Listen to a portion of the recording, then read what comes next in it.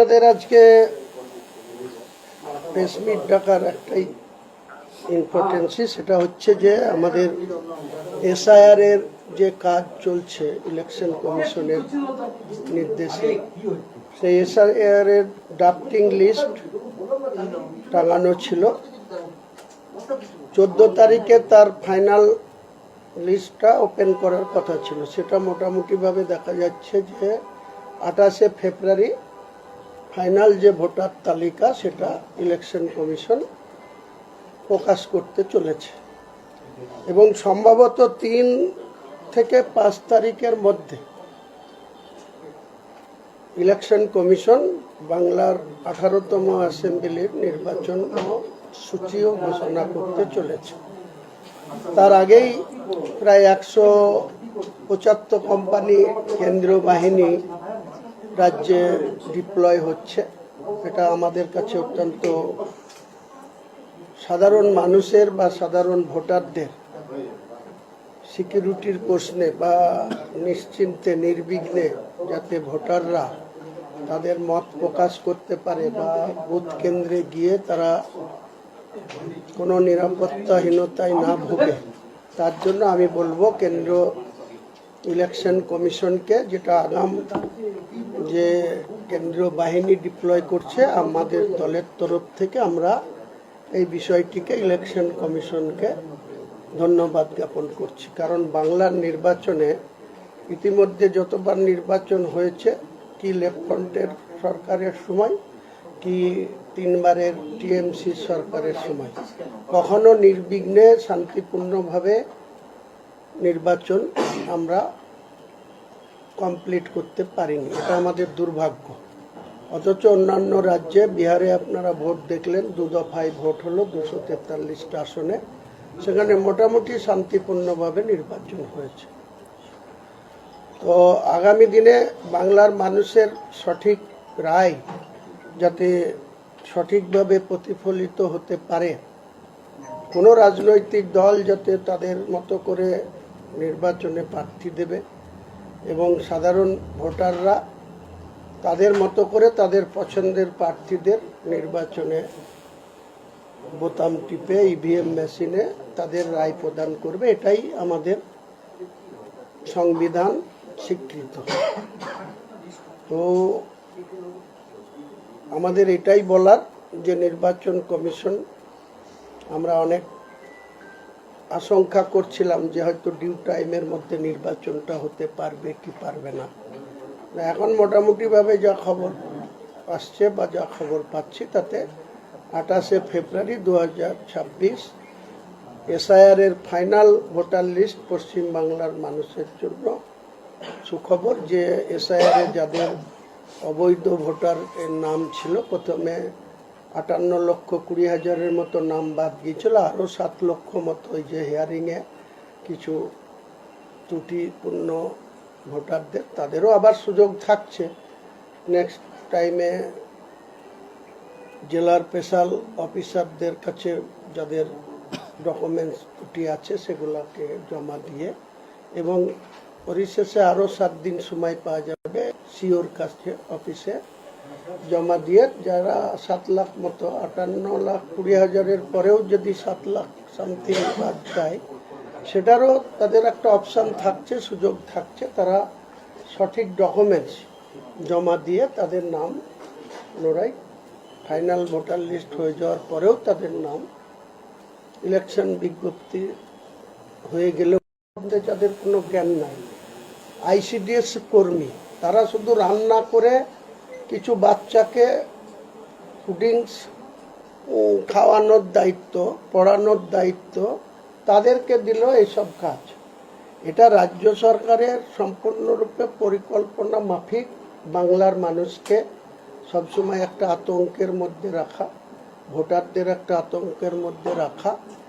এবং দেখবেন election commission প্রায় 8,500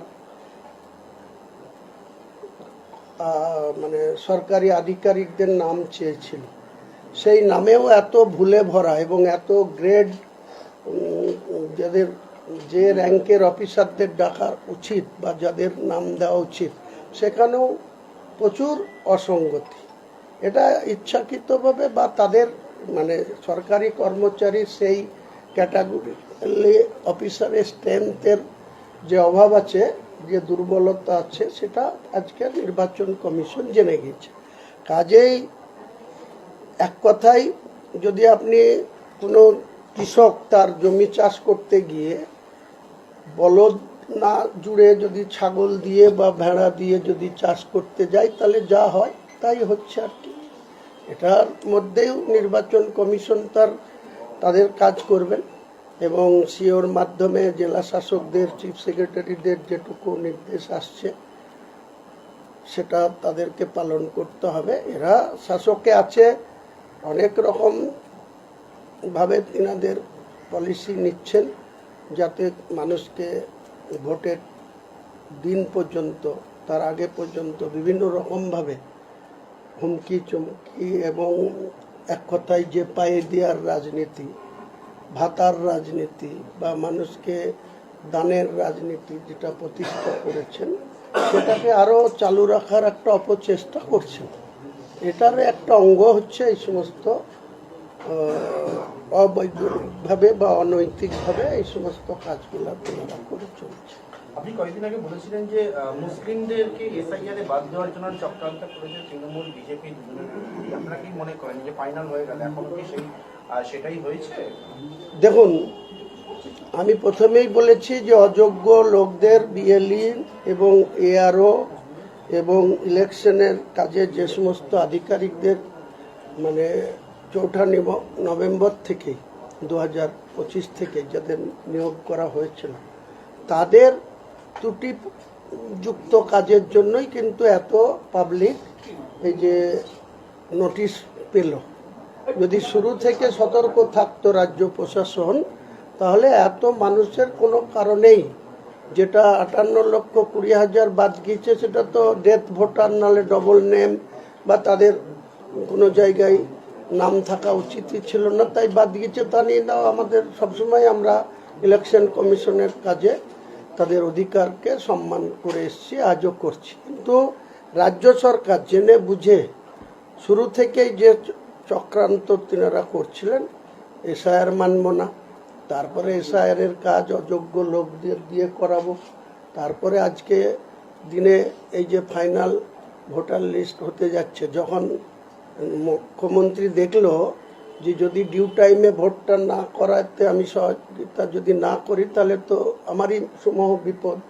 উনি একদিক দিয়ে ভাবছিলেন যে যদি মার্চ মাসটা ঠেলে দিতে পারি, যদি ভোট ডিউ টাইমে না হয়, তাহলে আমি হয়তো শহীদ হয়ে যাব, যে 356 রুল 5ই মে জারি হলে আমি হয়তো অ্যাডভান্টেজ পাবো। কিন্তু আজকের দিনে তৃণমূলের যা সাংগঠনিক অবস্থা, যদি এই পরিস্থিতি হতো, তাহলে আর তৃণমূলের পতাকা ধরার লোক আর বাংলায় থাকতো না।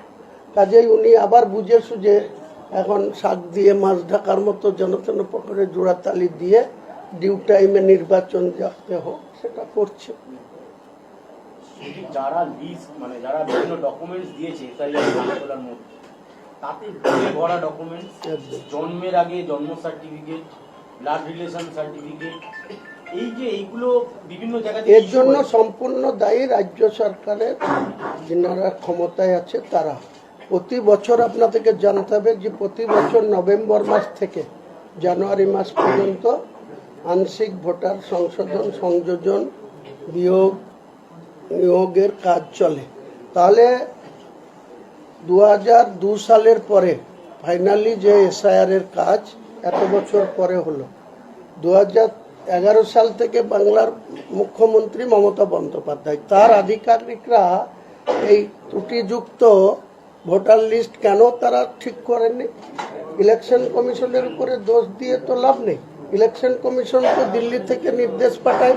প্রতি বছর তো রাজ্য সরকারের কর্মচারীরা, প্রাইমারি স্কুলের শিক্ষক বলুন, হাই স্কুলের শিক্ষক বলুন, অন্য পঞ্চায়েত দপ্তরের কর্মচারীরা বলুন, আমরা গ্রামে বাস করি, পঞ্চায়েত দপ্তরের কর্মচারীরা তো এইসব কাজে প্রতি বছর নভেম্বর থেকে জানুয়ারি পর্যন্ত, 5ই জানুয়ারি পর্যন্ত ভোটার লিস্টের সংশোধনের কাজ করেন।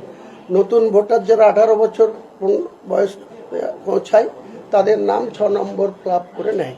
তাহলে যখন এগুলা করেছে, তাহলে এত ত্রুটিযুক্ত ভোটারদের কেন এন্ট্রি করে রেখেছিল, কার স্বার্থে করে রেখেছিল? তাহলে রাজ্য সরকার এই দায় কি এড়াতে পারে? জেনে বুঝে এই সমস্ত ভুয়ো নাম কেনই বা তুলে রেখেছিল?